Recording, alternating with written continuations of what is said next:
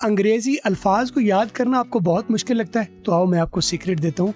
Drama आप देखोगे तो ड्रामा लफ्ज़ों को और वोकैबुलरी को आपकी मेमोरी में परो देता है, और इसको हम टेस्ट करने लगे हैं द क्रूसिबल के साथ, जो आर्थर मिलर ने लिखा है। 1950s का ये ड्रामा है, बड़ा ज़बरदस्त ड्रामा है। जादू जो टोना जो पुराने दौर में होता था उसके ऊपर ये कहानी है। तो इसमें जो एक्सप्रेशंस इस्तेमाल होंगे, वर्ड्स इस्तेमाल होंगे, उनको मैं सेपरेट भी आपको दे दूँगा। मैं कल्टिवेट करके, काश्त करके, बाकायदा प्रोब के भी दे दूंगा, और उनको अलग भी सेपरेट कर दूंगा ताकि आप उसके नोट्स ले लें। तो ये गारंटी है कि एक मरतबा आप सुन लेंगे तो ज़िंदगी भर ये वाले अल्फाज आपको नहीं बोलेंगे, क्योंकि ये विजुअल, वर्बल, वोकल पूरी 100% स्पेक्ट्रम यूज़ हो रही है लर्निंग की। Let's learn it with episode number 5, जो कि मैं क्रूसिबल का कर रहा हूँ। एपिसोड वाइज करता हूँ, तो काफ़ी सारे एपिसोड्स करूँगा। कुछ यहाँ मिल जाएंगे यूट्यूब, टिकटॉक और फेसबुक पर, और बाकी आपको मेरी वेबसाइट पर मिलेंगे www.theskillsets.com पर साइन अप करेंगे तो वहाँ पर आपके जाके ये कोर्स ले सकेंगे। Let's start. तो मैं थोड़ा सा पर्सपेक्टिव दे दूँ। ये है जॉन प्रॉक्टर, और ये जो लड़की इसको छुप के देख रही है, मिलने के लिए आई है, ये है एबिगेल विलियम। कहानी ये है कि जॉन प्रॉक्टर और इसकी वाइफ एलिजाबेथ प्रॉक्टर के यहाँ ये जो बच्ची है एबिगेल विलियम, ये नौकरी करती थी, उनके घर में नौकर थी। तो उसकी वाइफ ने ये फील किया कि ये लड़की जॉन प्रॉक्टर की तरफ माइल है और आगे जाके कहीं गड़बड़ ना हो जाए, उसके चक्कर में गिरफ्तार ना हो जाए, या वो ऐसी हरकतें कोई कर रही थी कि उसने उसको नौकरी से निकाल दिया। तो ये लड़की, अब दो प्रॉब्लम है इसको। एक तो उससे जेलस है, एलिजाबेथ प्रॉक्टर से जलती है ये, क्योंकि उसके पास जॉन प्रॉक्टर है, और दूसरा ये कि जॉन प्रॉक्टर को पाने के लिए वो किसी भी हद तक जा सकती है, जादू करते फिर रही है, टोने करते फिर रही है, बवाल मचाया हुआ है। तो अभी ये छुप कर उससे मिलने के लिए आई है। तो अब देखते हैं कि इनकी बात क्या होती है।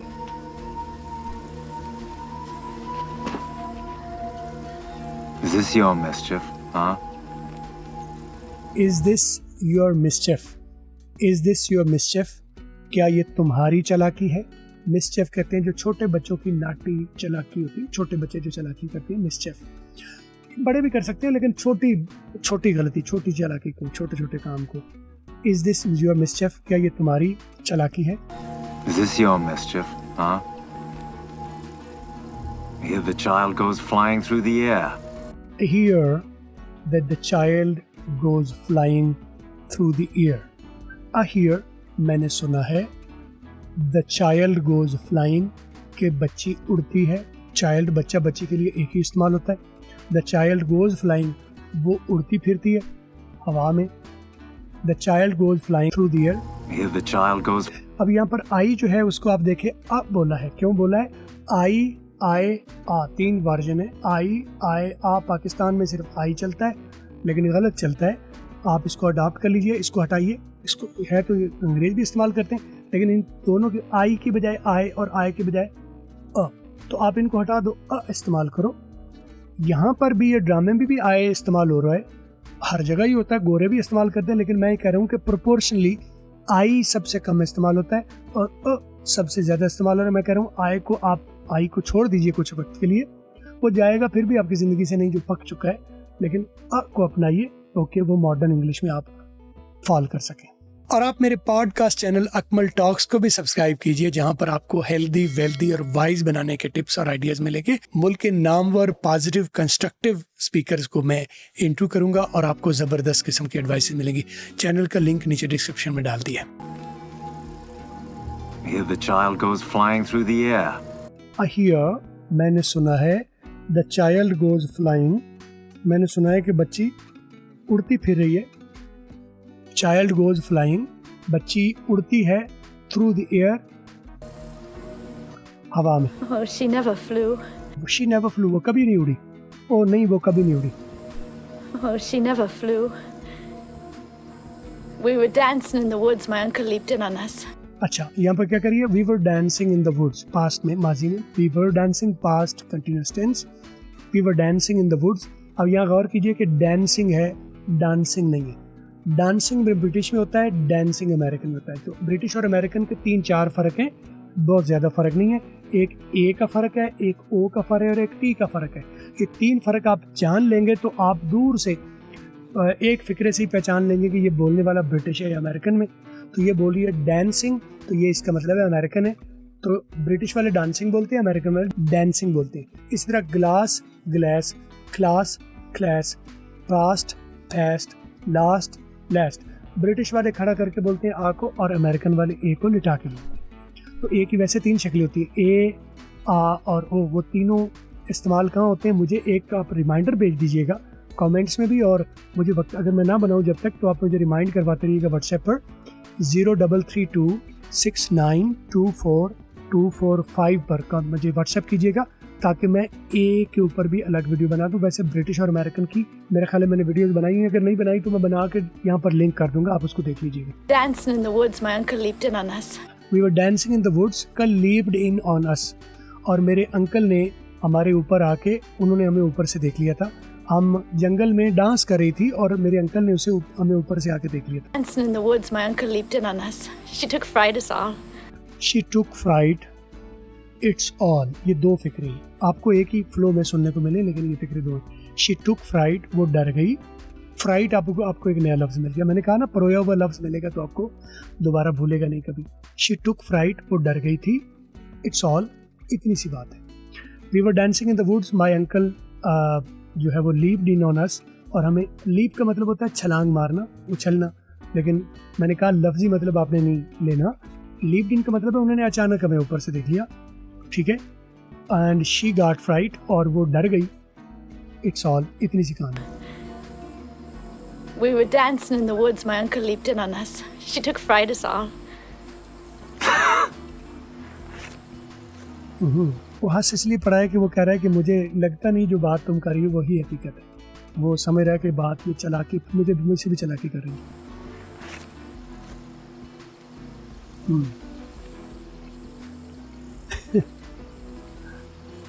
वो अपनी जगह मासूम बनी हुई है और वो हंस रहा है। You'll be clapped in the stocks before you're 20. You'll be clapped in the stocks before you are 20। उसने 20 बोला, टी को साइलेंट कर दो तो अमेरिकन बन जाएगी, तो ये ड्रामा भी अमेरिकन है। You'll be clapped, तुम्हें जकड़ लिया जाएगा, बांध लिया जाएगा, इन द स्टॉक्स, शिकंजे में। सजा देने के लिए पहले आप में आते हैं ना हाथ बांध के मारना, तो तुम्हें हाथ बांध के मारा जाएगा, यानी तुम्हें सजा मिलेगी इसकी। बिफोर यूर 20, तुम्हारी 20 साल की उम्र से पहले। 20 उसने बोला, आप 20 बोलिए क्योंकि अमेरिकन में टी साइलेंट करते हैं, तो 20 भी कर लें तो गलत नहीं है, लेकिन 20 बोलो। You'll be clapped in the stocks before you're 20. ये कहते हुए उसने ये कहा है कि एक तो तुम बात जो करी हो गलत करी हो, तुम चालाकी लोगों के साथ लगाती हो, मेरे साथ भी हकीकत बात मुझे भी नहीं बता रही हो। तो कह रहा है तुम्हें तुम्हारे 20 साल की उम्र से पहले तुम्हें मार पड़नी है, ये तुम्हारी हरकतें। यानी वो कह रहा है कि तुम्हारी हरकतें हैं, एक तो हरकत जो किया, दूसरा ये है कि मुझसे भी तुम झूठ ही बोल रही हो। Oh, John, give me a soft word. ओ जान, give me a soft word, मुझसे कोई नरम बात करो, कोई नरम लफ्ज़ इस्तेमाल करो, शुभ शुभ बोलो। तुम तो मुझसे मिलते ही कह रहे हो कि मुझे सजा मिलेगी, कोई सही बोलो ना मेरे लिए। John, give me a soft word. No, Abby, that's done with. No Abby, that's done with. नहीं एबी, एबिगेल विलियम इसका नाम है। No Abby, Abby short name है। No Abby, that's done with, ये बात पुरानी हो गई, ये बात ख़त्म हो गई हमारी, अब हमारा कोई इस तरह का रिलेशनशिप नहीं है। No, Abby, that's done with. I'm waiting for you every night. You cannot. अच्छा, यहाँ पर 2 चीज़ें बताने वाली, वेटिंग के ऊपर 2, मैं आपको अमेरिकन ब्रिटिश का फ़र्क भी बता पाऊँगा। I am waiting for you, यहाँ पर 2 देखिए, आई एम, आप क्या अडॉप्ट करो, अडॉप्ट करो। I am waiting for you, उसने बोला वे इन फॉर यू। ये जो टी है, वेटिंग का टी उसने स्किप कर दिया। अब टी की 4 शक्लें हैं, 2 British 2 American. Waiting, T blast हो गया, ये ब्रिटिश साइड है। वे इन, ये टी स्किप हो गया। वे इन, यानी ये टी यहाँ पर है तो सही, ऊपर से जंप कर गया। वे इन, तो ये ऊपर से जंप कर दी जाए तो इसे कहते हैं स्किप करना, और स्किप भी ब्रिटिश साइन है। और तीसरी साइन है वेर इन, टी को डी या टी में, डी या आर में कन्वर्ट कर दिए तो ये अमेरिकन साइड है, और टी को साइलेंट कर दें तो ये भी अमेरिकन है। तो यहाँ पर टी साइलेंट तो नहीं होता, वेन तो नहीं होता, when.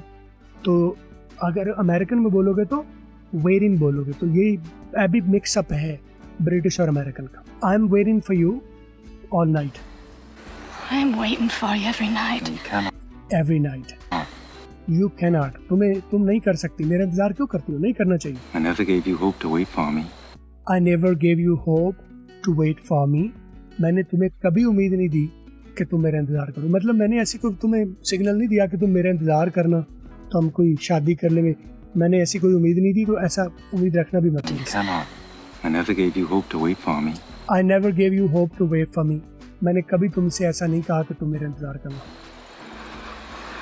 I have something better than hope, I think. I have something better than hope, I think. I have something for you better than hope, I think. मेरे पास उम्मीद से ज़्यादा एक अच्छी चीज़ है, मेरा ख्याल है। I think. Child. वो कह रहा है चाइल्ड। पहले भी उसने जो बोला था ना मिसचेफ, वो चाइल्ड करने के लिए कहा था कि तुम छोटी बच्ची हो। ये बच्चों वाली हरकतें क्या करें, छोटे बच्चों वाले काम करें। Child. How do you call me child? Wipe it. How do you call me child? तुम मुझे कैसे कह सकते हो बच्ची? How do you call me child? तुम मुझे बच्ची कैसे कह सकते हो? Child. How do you call me child? Wipe it out of mind. You must. Wipe it out of your mind, you must. Wipe it out of your mind. बुला दो मुझे, यानी unforget, forget me। तो वो कह रहा है wipe it out, इसको साफ कर दो, अपने दिमाग से वाइप कर दो। पुरानी बात होगी, रात गई बात गई। Call me child. Wipe it out of mind. You must. Wipe it out of your mind you must. और तुम्हें बिल्कुल बुला देना चाहिए। I'll not be coming for you more. I'll not be coming for you more। अब इसने बोला अल, तो ये रिडक्शन है आई का एक हेल्पिंग वर्ब के साथ। 4 रिडक्शन मैं बार बार बताता हूँ, आप याद कर लो। आई एम को अम, आई हैव को अव, आई विल को अल और आई वुड को अड। तो अम, अव, अल, अड। अड को डी जो है वो आर में भी कर सकते हो, अर। आई हैव की बजाय अ हैव, आई एम की बजाय अम और आई विल की बजाय अल और आई हैव, आई वुड की बजाय अड। आई तो बोलना नहीं ना, मैंने बोला आ बोलना, तो इसलिए ये वो भी बोल रहा है I'll आप not be coming I'll not be coming for you for you more. more। मैं मजीद तुम्हारे लिए नहीं आऊँगा, अभी तो मैं आ गया हूँ। शायद उसने वादा था कि आया था, लगता तो ये है कि वो उसने जाते हुए देखा तो आ गई थी, लेकिन वो कहता है I'll not be coming for you more। मैं मजीद तुम्हारे लिए नहीं आऊँगा। You're surely sporting with me. You surely sporting with me। You surely, तुम यकीनन, sporting with me, मेरे साथ खेल रहे हो। तुम यकीनन मुझसे मजाक कर रहे हो ना, तुम मेरे साथ खेल रहे हो। यानी मैं तो तुम्हारे इश्क में गिरफ्तार होकर मरी खपी पड़ी हूँ और तुम्हारे लिए शुगल ही तुम खेल समझ रहे हो उसे। You know me better. You know me better। तुम मुझे अच्छी तरह से जानती हो। You know me better। You know me well भी कह सकते हैं। You know me well। I know how you sweated like a stallion whenever I come near you. I know you sweated like a stallion। Stallion कहते हैं घोड़े को, ठीक है। I know, मैं जानती हूँ। You sweated like a stallion, तुम एक घोड़े की तरह, तुम्हें आता था पसीना, यानी घोड़े को बहुत पसीना आता है, तो ये टर्म इस्तेमाल होती है sweat like a stallion। तो वो कह रही है जब मुझे पता है कि तुम्हें घोड़े की तरह पसीना आता था, बहुत पसीना आता था। Oh, how you sweated like a stallion whenever I come near you. Whenever I come near you, जब भी मैं तुम्हारे करीब आती तुम्हें घोड़े की तरह पसीना आता। तो अभी भी शायद ऐसा हो रहा है। I saw your face when she put me out. You loved me then. I saw your face। I saw को I saw your face, मैं तुम्हारा चेहरा देखा। When she put me out, जब उसने मुझे निकाला। she का मतलब है वो एलिजाबेथ प्रॉक्टर, जो इसकी बीवी, इसको जब तू नौकरी से निकाल रही थी, जब तुम्हारी बीवी मुझे नौकरी से निकाल रही थी, I saw you, तो मैंने देखा था तुम्हें। Saw your face when she मैंने तुम्हारा चेहरा मैं देख रही थी जब मुझे वो नौकरी से निकाल रही थी ना, तो मैं तुम्हारा चेहरा देख रही थी। put me out. You loved me then. You loved me then, तब तुम मुझसे प्यार करते थे। जब मुझे वो तुम्हारी बीवी मुझे नौकरी से निकाल रही थी तो मैं तुम्हारा चेहरा देख रही थी। You loved me then, तब तुम मुझसे प्यार करते थे ना। Saw your face when she put me out. You loved me then. And you do now. And you do now, और अब भी करते हो। Abby, I may think of you softly from time to time. Abby, I may think of you softly time to time. Abby, मैं तुम्हारे बारे में शायद कभी कभी नरम गोशा रखता हूँ. Think of you softly यानी नरम तरीके से सोचता हूँ तुम्हें मैं प्यार से सोचता ज़रूर हूँ. Abby, I know I think of you softly time to time. Abby, I may think of you softly from time to time, I may think of you softly time to time. but I will cut off my hand before I reach for you again. But I will cut off my hand before I reach for you again. We never touched. We never touched. हमने कभी एक दूसरे को छुआ ही नहीं. ऐसे समझो, यानी वो कहना चाह रहा है कैसे समझो, हम मिले ही नहीं, हमने एक दूसरे को कभी देखा ही नहीं, हमारा कोई टाकरा हुआ ही नहीं. छुप भूल जाओ सारी बात. We never touched. We never touched. Hi. Right? Why? क्यों? Never touched. Hi. But we did. But we did. लेकिन हमने तो किया, हम प्यार भी किया और हमने ऐसे को टच भी किया. तो आगे क्या बात हुई? Oh, I marvel how a strong man may let such a sickly wife be. Oh, I marvel. Marvel का मतलब है मैं तो हैरान हूँ. किसी को देख के हैरान हो जाना. मार्वलस भी कहते हैं ना, हैरान कुन. How a strong man may let such a sickly wife be. Speak nothing of Elizabeth. She is Speak not. वो क्या करिए? sickly wife be. Marvel how a strong man may let such a sickly wife be. मैं वो कहती है I marvel how a strong man एक सिकली wife की बातों में कैसे आ जाता है. वो कहना चाह रही है कि एक इतना मजबूत आदमी हो तुम और एक औरत की बातों में आ जाते हो तुम. Marvel how a strong man may let such a sickly wife be. Speak not. Speak not. वो जरा उधर उधर भी देख रहा है कि लोग हमारा झगड़ा न सुन लें. Speak not. इस बारे में बात Strong मत man may let such a sickly wife be. Speak nothing of Elizabeth. करो. Speak nothing of Elizabeth. Elizabeth के बारे में कुछ मत बोलो, यानी मेरी बीवी के बारे में कुछ मत बोलो. She is blackening my name in the village. She is blackening my name in the village. वो मेरा नाम खराब कर रही है in the village. Black का मतलब होता है काला. वो मेरा नाम काला कर रही है, यानी मेरा नाम खराब कर रही है, मेरे बारे में जो बातें फैला रही है. Right? Nothing of Elizabeth. She is blackening my name in the village, telling lies about me. Telling lies about me और मेरे बारे में झूठ बोलती है. She's a cold, sniveling woman and you bend to her. She is a cold, sniveling woman and you bend to her. She is a cold, वो ठंडी, और sniveling वो ना सिसकियाँ लेने वाली जैसे होते हैं ना, औरतें बहाना करती, वो जब नाक भी उनका बहने लग जाता है. तो she is a cold, sniveling woman. She's a cold, sniveling woman and you. Sniveling का मतलब ये करने वाली. मैं आपको इसका लफ्ज तो नहीं दे पा रहा कि वो सिसकियाँ भरने वाली. Bend to her. And you are bent to her और तुम उसकी तरफ झुके हो, तो उनकी बातों में आ जाते हो. मतलब वो चालाकी से बहाना करती है रोने का और तुम उसकी बातों में आ जाते. You are bent to her, तुम उसकी बातों में आ जाते. She's a cold, sniveling woman and you bend to her. You look for whipping. I look. You look for a whipping. तुम्हारा मार खाने को दिल कर रहा है ना. अब यहाँ पर मार खाने को दिल कर रहा है ऐसा कोई लफ्ज इस्तेमाल नहीं हुआ, लेकिन ये कॉन्टेक्स्ट है. You look for whipping. You are wanting for whipping. Whipping का मतलब है कोड़े. You look for whipping. तुम्हारा दिल कर रहा है कोड़े खाने का. You look for whipping. You want whipping. Sniveling woman and you bend to her. You look for I whipping. look for John Proctor who put I look for John Proctor. मैं John Procter को देख चाह रही हूँ. मैं तुम समझ रहे हो मैं कोड़े खाने का दिल कर रहा है, मेरा जॉन प्रॉक्टर दिल कर रहा है मेरा. her.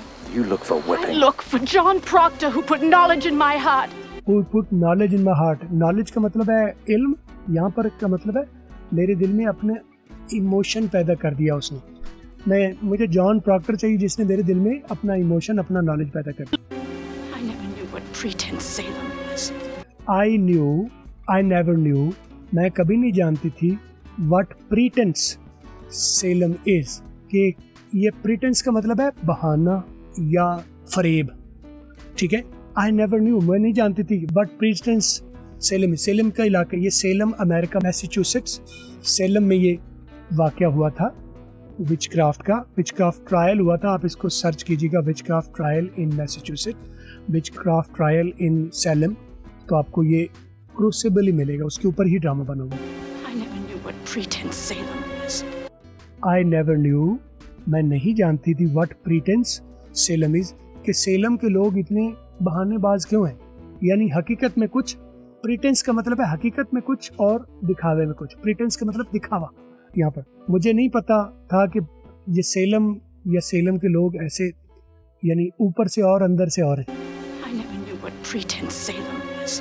It's Christian women and their covenanted men. It's a Christian woman and they are a covenant men. Covenant men, ये एक क्रिश्चियन औरत ऐसा कर रही है, चालाकियां नहीं भाई, उसकी बीवी है, चालाकियां तुम करोगी। बीवी को चालाकियां करने की जरूरत नहीं, वो ऑलरेडी, वो चालाकियां करके क्या करना होता है कि किसी मर्द को हासिल कर ली जाए, वो तो ऑलरेडी उसकी बीवी है। ये प्रिटेंस, वो जो चालाकियां तो सारी तुम्हारे ऊपर लगेंगी, लेकिन उसको समझ नहीं आ रही ना एबिगेल विलियम को। It's Christian women and their covenanted men. और कवेनेंट मैन, जो मर्द उनके सामने झुके हुए हैं, मर्द उनके ताबे हुए फिर हैं। जो क्रिश्चियन खवातीन हैं, ये जो चालाकियां करने वाली, और मर्द उनके सामने झुके पड़े, It's Christian women and their थले लगे ने। covenanted men. And all of their boiling in lust. In all their boiling in lust, वो अपने मुंह से जाग, और लस्ट कहते हैं किसी चीज को पाने की तड़प, ठीक है। और मर्दों को पाने की तड़प में औरतें पता नहीं क्या क्या कर गुजरती हैं। हालांकि वो ये कह रही है कि ये वो अपने बारे में बात कर रही है, ये वो सब कुछ कर रही है जो वो उसकी legally, lawfully, religiously married wife है, वो कैसा क्यों करेगी? ये वैसा सब कुछ करी, और ये अपना ही तारुफ करवा रही है कि ऐसा अपना इल्जाम उसको दे रही है, उसकी वाइफ को, एलिजाबेथ को। It's Christian women and their covenanted men. And all of their boiling in lust. In all of their boiling, यानी झाग निकालने वाले गुस्से से, and lust, और पाने की तड़प में। And now you bid me go dead to all you taught me. And now you bid me, और अब तुम मुझे हुक्म दे रहे हो। बिड का मतलब है हुक्म देना। And now you bid me, और तुम मुझे अब मुझे हुक्म दे रहे हो। And now you bid me go dead to all you. Go dead का मतलब है भूल जाऊं। अब dead का मतलब यहाँ पर क्या, मर जाना। Go dead का मतलब मैं मर जाऊं, नहीं, मैं भूल जाऊं वो सब कुछ, और अब तुम मुझे हुक्म दे रहे हो कि मैं वो सब कुछ भूल जाऊं। Lust. And now you bid me go dead to all you taught me. To all you taught me, तो ये देखे ना, जो तुमने मुझे सिखाया मैं उसे डेड कर जाऊं, यानी मैं भूल जाऊं उसे। और नाउ, अब जो तुम हुक्म दे रहे हो मुझे कि मैं वो सब कुछ भूल जाऊं, जो तुमने मुझे सब कुछ बातें की थी मुझसे, प्यार भरी बातें जो की थी, वो सारी भूल जाऊं मैं। And now you bid me go dead to all you taught me. I know you, John Proctor. I know you, no, I know you, John Proctor. मैं जानती हूँ जॉन प्रॉक्टर, तुम मुझसे प्यार करते हो। You love me. You love me, तुम मुझसे प्यार करते हो। मैं जानती हूँ कि तुम मुझसे प्यार करते हो। Whatever sin it is, you love me yet. Whatever sin it is, you love me yet. चाहे ये गुनाह भी आपको लगता है, फिर भी तुम मुझसे प्यार करते हो। चाहे तुम समझते हो कि मेरा मुझसे मिलना, ये मेरा तुमसे मिलना चाहे गुनाह है, whatever sin it is, ये यकीनन ऐसा है, आपको लगता भी है, but still you love me. Whatever sin it is, you love me. Whatever sin it is, you love me yet. You love me yet, अभी भी तुम मुझसे प्यार करते हो। Yet का मतलब अभी भी।